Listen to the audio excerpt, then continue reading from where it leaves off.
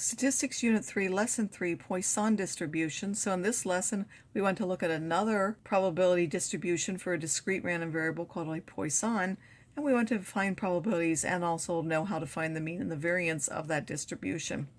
So while the binomial distribution is based on an experiment that has n independent trials, there's no simple experiment which gives something a Poisson distribution, but it is a reasonable distribution for certain situations where you can count the number of events that happen in a certain period of time. So it's usually counting events given a particular time period where this is useful. The definition of a Poisson lambda distribution is that X has a Poisson lambda distribution where lambda is a number bigger than 0 if the probability that X is equal to a particular number little x is e to the minus lambda, lambda to the x over x factorial. I do want you to know that formula for X equals 0, 1, 2, 3, and so on, so you can count any number of events in that particular time. The mean and the variance for a Poisson happen to be both the parameter lambda for the distribution. The two main applications of the Poisson are when you have a discrete random variable and you want to count, as I said, over time.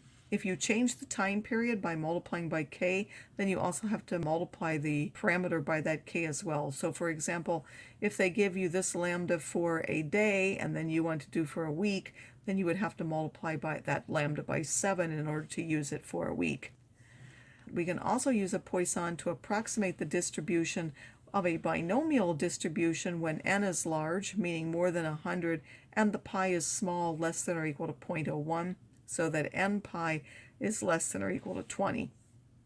When that's true, this formula, which is more complicated, can be approximated by this formula where lambda is equal to n times pi, which is the mean of the binomial distribution, making sense because that needs to be the mean now of our Poisson distribution. So suppose that at a certain hospital in a desert environment, the number of snakebite cases seen in a year has a Poisson 6 distribution. Give the probability distribution of X, which is the number of snakebite cases in a year at that certain hospital. What is the probability of there being 7 snakebite cases in a randomly chosen year? What is the probability that the number of such cases will be less than 2? What is the expected number of snakebite cases in a year?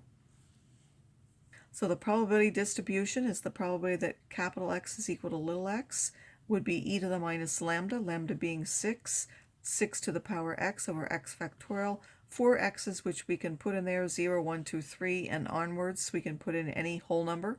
The probability of 7 snakebite cases in a year would be to put 7 in there, e to the minus 6, 6 to the 7 over 7 factorial, which we would calculate as this.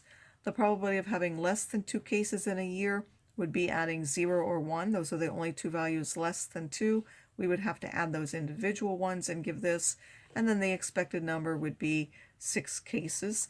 Instead of calculating them by hand, you can also use your TI for that. So if I go to second distribution, I now want to go to where it says Poisson. So this was a PDF question. So if I go to Poisson PDF, the mu value was the 6, the x value was 7. So if I did that, it will calculate this formula for me and give me 0.13768. If I want this would be the cumulative probability. So I could either find these two and add them, or this CDF for less than or equal to 1. So I could also go back to distribution, only now select the Poisson CDF and hit enter. The mu is again still the 6, but now the x value that you want was the 1, so it's going to give for less than or equal to 1, and that will now add those two automatically and give me that number.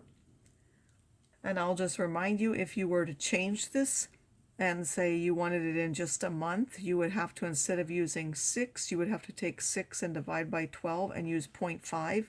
So if you wanted to know the probability of 7 cases in a month, then you would have to use 0.5 there instead for that lambda.